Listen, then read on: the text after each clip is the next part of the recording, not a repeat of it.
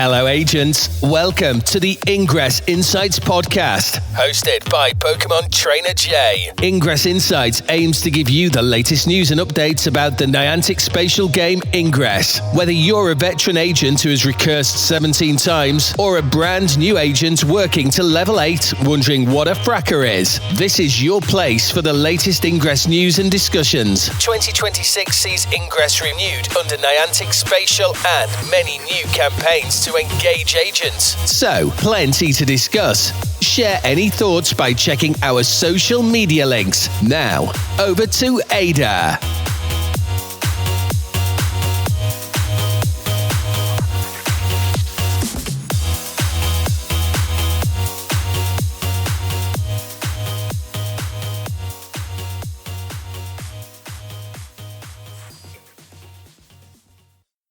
Additional intel available. Hello, agents. In this week's episode of the Ingress Insights podcast for number 146, I'll be going over the plus Gamma Anomaly results in Hong Kong and Zagreb, and also looking at ways on how agents can earn more plus Gamma points, and then looking at the badges that have been added, as well as updating on where I am on the 3 ongoing campaigns. There'll also be a segment about Recon and Overclock and what happened there that was recorded previously in a small mini episode, and then a little more on that and a little on a new Niantic Spatial partnership.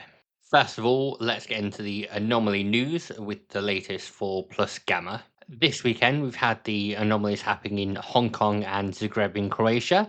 Those have now finished apart from things like Operation Clearfield on Sunday. So in Hong Kong, it was 156 points to the Enlightened versus 144 to Resistance. So Hong Kong was won by the Enlightened. At Zagreb, it was 179 points to Enlightened versus 121 to Resistance. So the Enlightened captured Zagreb as well. So that was a total for this weekend of 335 points for Enlightened versus 265 for Resistance. There is still another couple of anomalies coming up. Those are next weekend. So there's one in Hyderabad, Telangana, India, and Buenos Aires in Argentina. And if you've not been to Anomaly before, you're competing in a lot of basically competitive operations. Obviously, there's the Urban Ops and Stealth Ops beforehand that I've covered in a previous podcast with Cadra Cleve. And there's the Anomaly campaign, portal battles, lots of stuff going on. You're basically battling over a certain area in the city.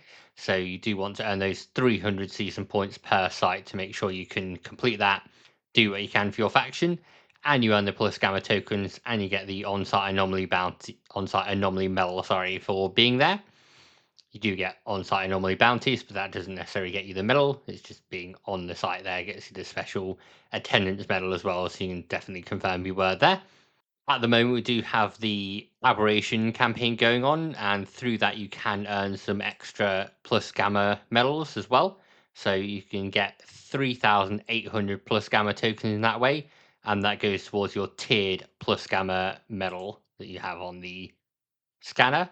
As a reminder for the plus Gamma season medal, the bronze is 500 Gamma tokens, silver is 3,000 plus Gamma tokens, and gold is 7,500 plus Gamma tokens. Most people, unless you've been able to attend the first Saturday event or an anomaly, will get either bronze or silver. Gold would generally be people that have been able to attend at least one in-person event and been able to get the things from that. Finally, for Plus Gamma, we have had a few badges in the in-game store that have been added, so we've now got a total of 8 new badges. Sorry, we now have a total of 8 new badges that have been added for the Plus Gamma Anomaly series, presumably available until the end of the Plus Gamma Anomaly season. So just to recap, there is the Plus Gamma Supporter Medal, the Plus Gamma Core Supporter Medal, the PA Chapu 2026 Medal, the PA Chapu Core 2026 medal, the 1 Knee 2026 medal, then the 1 Knee Core 2026 medal. Tycho 2026 medal is a new one that got added recently, and then he's also got the accompanying Tycho Core 2026 medal. All of these are 30,800 CMU. They do come with some additional items. I think it's mostly shields this time around. Previously, it has been kinetic capsules. There's also an old badge being offered, which is the PA Chapu 2016 medal. So if you didn't get that last time, you can pick that up now. Presumably, they're all available to the end of the Plus Gamma Anomaly season, which would be the end of this month. However, the Aberration campaign that I'll go through in a bit as well, that's ongoing for longer. So it may be that you're able to still pick up those badges for that ends, because that ends on the 6th of April 2026, 6 p.m. UTC. And the Anomaly season, I assume, ends the 31st of March before the new one starts. That's about it for Plus Gamma and Anomaly news until next weekend when we get the final scores and we know who's won and see what happens from there, if anything. So I'll move into brief bits of Ingress news next. As I mentioned, we do have a few campaigns ongoing at the moment, and one of them turns into more campaigns. I want to cover that in a bit more detail as well. To start off with, you do get the Aberration campaign. It's a free campaign. All the Aberration ones are free. What happens with that is once you've done certain actions such as clearing a page on there and getting on to the next bit, you unlock more campaigns. So you'll have the Aberration, you'll then get the Aberration Superposition, the Aberration Dissolution, and the Aberration Equilibrium. As I said, altogether completing those gets you 3,800 plus Gamma tokens. You can repeat these campaigns, but you then don't get more plus Gamma tokens. It's just general rewards from there. For my progress, I've completed each one of them, gone through that and got all my plus Gamma tokens. So at the moment, I'm on the first of the 5 assignments going around again on the regular Aberration. For Superposition, I'm on the 3rd assignment. I've nearly finished it. I just need to recharge some more pools, so I can do that quickly. And then the Aberration Dissolution, on the 2nd assignment, 2nd time round. I've done one of 4 bounties. I can probably get the other ones done at some point soon. Actually, I lied. I've not done the Aberration Equilibrium, so I'm still on that one. And completing the first assignment now will get me 500 plus Gamma tokens. I just need to deploy 100 resonators, create 30 links, capture 500 CMU probably isn't happening for me. Destroy 100 resonators, destroy 30 enemy links, and release 250 mine units from opponent fields. So I'm pretty confident I can do that. I've still got another 22 days to complete that as I'm recording. It does list all the Aberration campaigns apart from the first one as premium, but you don't need to pay for them. You just get them automatically unlocked when you've done the other bits. So just keep playing, keep unlocking, and make sure you clear it off on there. There are the 2 premium campaigns that are available until the 6th of April as well. And for that one, there's the Good Cat. I've not purchased it. I just want to check my progress because you can see your progress anyway, even if you don't purchase it. So I've done the upgrade 16 resonators. I've created 12 fields. I've deployed 10 portal mods. I've recharged portals with 100,000 XM. The only thing I've not done is activate 1 Apex boost. If I do that one, and obviously I paid for the Good Cat campaign, I could then get 4 Apex boosts in exchange for that.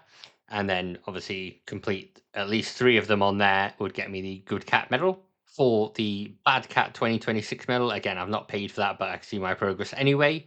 So I've destroyed 48 resonators, I've destroyed 10 enemy links, I've destroyed 15 portal mods, I've captured 100 MU, which is good for me. I don't normally capture that much. And I've captured any 8 portals. If I wanted to purchase it on there for 30,000 CMU, I could then claim all those and get the Bad Cat badge. I'm not doing that because it looks a bit terrible, so I'm leaving that one. That is about all I've got for Ingress news. Just a little update on the campaigns on there, a reminder when those are running out. So do make sure you do the free Aberration ones. You may as well get the goods and get the plus Gamma tokens. If you like the cat badges, go for that. It's just a personal choice for me that I don't like them particularly on this one.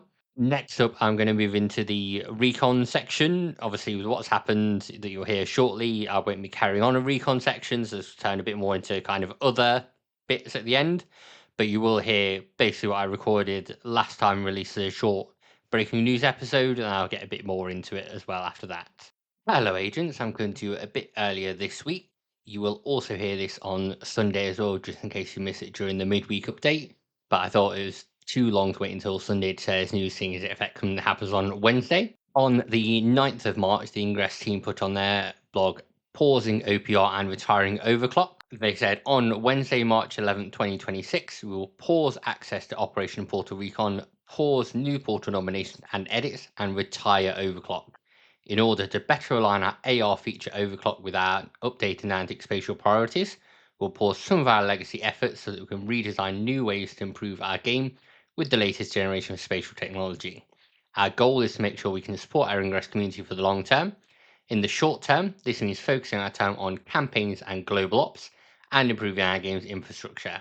In the longer term, we recognise the importance of having a high quality, updated portal network, and we'll work on new ways we can better support our mapping initiatives like OPR in the future. Brian, before I get into kind of the community sentiment for it, which I'm assuming you can already guess, I want to go through a few comments because they are kind of spotted around on Blue Sky and in Brian's comments on there. Brian confirmed that the SEER medal progress will also be paused along with this change. He noted, I think incentivizing improving the quality of the portal network over the quantity of new portals added to the map would at some time in the future also help to activate or engage more agents and help more players earn their CML or higher tiers. I did go on a bit of a rant at Brian and said that I'm saying for a while, I said in the last episode, someone needs head up Recon. I know they don't have the same resources as Wayfarer, but there still needs to be something for agents to add new portals on there. He said, looking back on the last few months of OPR being open to level 16s, I want to learn more about how the system works end to end, and I have a clearer idea now. In the years before Niantic Spatial, it wasn't something that Ingress team operated, it was its own team. The portal map is important to Ingress, and the contributions agents made over the last 13 years are incredible, but I don't think we should leave OPR in its current as is state, and with the resource we have today, we're going to need time to make changes. I did highlight that obviously before Wayfarer was a thing, the Ingress team were running OPR, but I didn't get a response back to that. So I know there's lots of things that I mentioned they should have on there, like upgrades and forums and working appeals. That would be great. So I get it needs time to work on and for things to change, but it's still a bit crap, to be fair. And Brian also said he didn't know what volume of reviews OPR would see after spinning out into Niantic Spatial, and what the effect of not having access to Emily, the ML system that Wayfarer users, would be, or what kinds of abuse a small number of level 16s would engage in. No, I did not know these things when we spun out into Niantic Spatial. I think that's also a bit disingenuous. I think they should have had some idea, because I'm assuming that for the Wayfarer challenges, when they got provided OPR live rewards and certain item rewards, they would be able to communicate with the Wayfarer team and see what the abuse was. Maybe they thought it was just all Pokemon Go players doing it and they didn't need to worry about anything for level 16 Ingress players, but obviously learned their lesson there.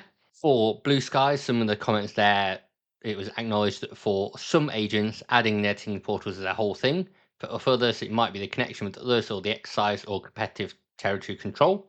We've paused here and OPR before, and I think these changes will give our team some needed time to reprioritize and focus. A question was asked about the submissions and edits that are still pending, and they'll basically be frozen in time, so they won't progress anywhere. You won't get votes on them. I've no idea whether you'll still be able to log into Recon and see them. And then regarding Overclock, someone asked about whether the Overclock portals would disappear, become normal P8s or anything like that. And it was responded back that Overclock will be retired, including the current set of Overclockable portals. The Tesseract will be removed from the portals, but the portals will remain. So that will disappear at some point on the 11th. Brian also clarified you're still able to do portal scans. So even though there's no overclock to activate, you can still do the portal scans, get the battle beacon, get the fracker, that kind of way you could normally on there. But I don't know what happens to scan data and where that goes, whether they're still using it. And then there was a similar response on Blue Sky where someone asked about it and they said, we learned from having OPR open to only level 16 what volume of reviews and also what kinds of abuse we might expect by opening it to more players and need to make some changes. With Overclock, our Niantic Spatial SDK is evolving, so we plan to update how we use the Ingress too, but there's no details as to why on there and what's happening. As you can guess, community sentiment is not great, especially with 2 days' notice on these changes happening and it being whisked away fairly quickly. OPR was only back on the 10th of November, so we're like less than 6 months down the line, it's already being paused again. Who knows for how long this time? It's also, the wording is kind of terrible as well. So they're saying that they're focusing their time on campaigns and global ops. The majority of campaigns obviously being paid campaigns on there at the moment. So it does feel a bit like, sorry, you didn't pay enough to keep OPR and Overclock going. So It's probably not meant that way, but it does kind of read that way looking at it. So yeah, I'm annoyed as well because I spent a lot of time doing recon, finding new portals to nominate as well. I spent a lot of time doing Wayfarer previously. I stopped doing that because recon came online, so I may have to dip back into Wayfarer now to keep doing that. But it will be very annoying visiting a new area and realizing I can't nominate any new portals there, because that was the same thing for when it was down for a little while. I know agents made plans, took photos, things like that, and planned to go out and nominate. But with having no timescale at all, whether it will be years down the line it comes back, and who knows how it'll open up, who it's open to, and how they proceed with it from there. I know they need more resource on it, but who knows when they're going to get that and how they're going to get that if they are. I've also seen a lot of players saying they'll just stop doing scans now because they were doing to activate Overclock, not really for the 2 scan badges that are there. So I think Ingress will be annoyed they're getting less data now from that, from agents, because that was some people's main thing for playing was doing Overclock. I think it's just been poorly communicated overall. Like I said, all the bits over Reddit and Blue Sky that should all be in the blog. So there's kind of FAQ on there, but instead you've got nothing when you log into OPR. You can't see a banner that says it's going to close down soon. There's no time when it's going to close on Wednesday, so your guess is as good as mine. So yeah, I think it's all been a bit rapidly organised and quickly done, and there should have been more resource from it from the start. It would have been fine to delay the opening of Recon whilst they figured all that out, and sure they'd have some idea from the time spent on Wayfair. I don't buy that they didn't know the level of abuse. So yeah, that's all. I want to cover that before Sunday. But I will include this in Sunday's episode as well. And I don't know what I'll do with the recon section going forward on there, whether I'll still go through the criteria clarification when it's back up, but maybe completely different, or we'll just have to have another section there instead. The podcast might get a bit shorter without the recon news. That's all for this little bit, agents. So hope you've had a good day. Hope the news hasn't ruined things too much for you. And I'll get into the next bit of the episode now if you're listening on Sunday. If you're listening on Tuesday when I release this, then it'll be the wrap up now. In that section about Recon, I didn't really go into Overclock too much, so I just wanted to clarify I am annoyed that Overclock has gone as well. It's a feature I did use when I was near local portals I'd done enough scans for, and I want to quickly and easily get some items. It was great for doing that. I have asked in various channels about whether the Ingress team would consider doing a different VPS AR thing in the games, because obviously they're on about all their VPS and AI anyway as spatial in general. So I don't think it's something they're kind of getting rid of. I think it's just something they realise they don't have the capacity for supporting overclock, and it was done in a certain way using the Lightship engine and geospatial browser. Now they've changed to Scannerverse. Maybe it's not possible, or maybe they want to try something different. We did, of course, have scanner crates as a planned thing way back in 2021. So I might talk to someone, see if they can come and talk about what kind of things they might have planned, what things the Ingress community might want instead of Overclock, if it's still possible to have that kind of thing. For Recon as well, what I didn't get into either, because I didn't want to kind of clog things up, is that it was posted by an agent about some AI/bot accounts that were doing a lot of reviewing in one location. And that's obviously Recon abuse, same way as it was Wayfarer abuse before. I don't think the Ingress team have the capacity to deal with that kind of level of abuse. They don't have Niantic Tintino, they don't have Niantic Aaron, they don't have Niantic Atlas, all the other former Niantics that help out with Wayfarer stuff, as far as I can tell. So they don't have that. I think it's just Brian. It's obviously not his full time thing. He's obviously mainly looking after Ingress. So I think until they figure out how to deal with the abuse on there, then it's gonna, I don't know, it's not gonna happen. So it will take them a while before they come back with a new version of Recon or what they come back with on there.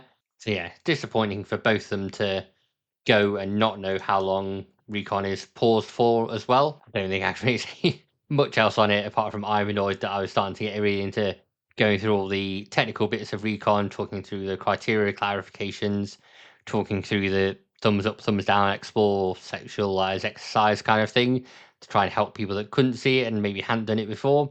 And now that's kind of gone for me as a podcast host. When I had the Wayfarer section before, I was like, oh, I'll replace it with Recon, let's do with that. And now it's not happened. So they may get a bit shorter episodes. Maybe that'll be better. And then finally, just rounding out with some Niantic Spatial news. So they shared a post that said Niantic Spatial partners with Coco Robotics to accelerate the future of autonomous delivery. Niantic Spatial is thrilled to announce a strategic partnership with Coco Robotics. Niantic Spatial will be a core infrastructure for Coco, deploying Spatial Eye and its visual positioning system, VPS, to further enhance the company's advanced robot delivery fleet. For Coco, the partnership will build on the great progress already made in autonomy and safety by setting a new standard for navigation precision, dynamic and complex urban environments.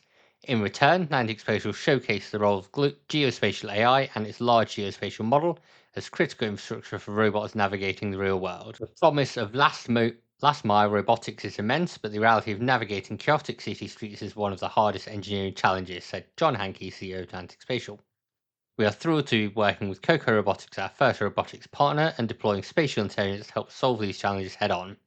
The engineering teams from both companies will work together to build spatial AI solutions to some of the hardest problems in urban robotics, including maintaining accurate geolocation where GPS fails, and increasing overall location precision, and navigating accurately, safely, and smartly to pick up zones.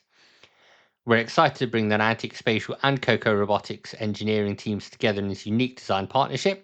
It gives us reliable access to localization services that further improve robotic navigation, said Zach Rush, co-founder and CEO of Coco Robotics. Looking ahead, we'll jointly explore new ways to enable Coco's robots to operate with increasing safety and autonomy in any city. Niantic Spatial will deploy its visual positioning system, VPS, to bring a new level of accuracy and reliability to localization in urban canyons that degrade GPS signal quality or result in a complete loss of signal. Providing greater reliability, consistency, and scalability than other solutions, VPS enables more precise location for accurate navigation, high interaction location like pickup points, or more complex areas like ones without curb cuts to access the most efficient route. The new release of the product delivers the best-in-class reliability, flexible data inputs from a wide range of 2D and 3D data sources, and global coverage without pre-scanning. I think it's hopefully obvious there with all the mentions of VPS that VPS is still something they're interested in, and VPS was how we activate Overclock. So I think there will be a new feature at some point, but I just think they're not quite sure what it is. Maybe they don't have the resource to use it all up for Ingress, but Niantic Spatial are definitely using VPS for their other things. So it still exists. You can still obviously scan portals that go towards that VPS. But I do wonder how many people will be scanning portals now that maybe they just want to activate Overclock. They're not bothered about the scan badges, or they already had the scan badges, and they just want to overclock their couch portals to get more items from it, which is totally valid. That's about all I've got for general Ingress news, anomaly news, and Niantic Spatial news. So what I'll do now is just get things all wrapped up. Hope you've all had a great day. Hope the news we've had recently hasn't put too much of a damper on things for you. So have a great Sunday and happy hacking, agents. Thank you, agents, for listening to the latest episode of the Ingress Insights podcast. If you'd like to support the podcast, you can do that in a couple of ways. So the easiest way to support the podcast is via Patreon. So you can find at patreon.com/Ingress Insights. And there's a free tier, a $1 a month tier, whatever that is in your local currency, and a $5 a month tier. You can check out what benefits those come with on the Patreon. One other thing you can do that's totally free that helps out a lot is rating the podcast on your podcast service of choice. So where you can leave a rating or leave comments, that always helps increase visibility. And then finally, you can follow us on various social media channels. We use most of them, but the best one to follow us on now is Blue Sky. So that's just ingressinsights.bsky.social. Search for Ingress Insights on Blue Sky, you'll find us on there. Finally, sharing the podcast with friends, family, other agents who want to listen and get updates really helps out and helps get interviews with various Ingress people or other game-related people to then increase visibility more. So anything you can do from those is great. Thanks again for listening, agents. Have a great day. Intel package transferred.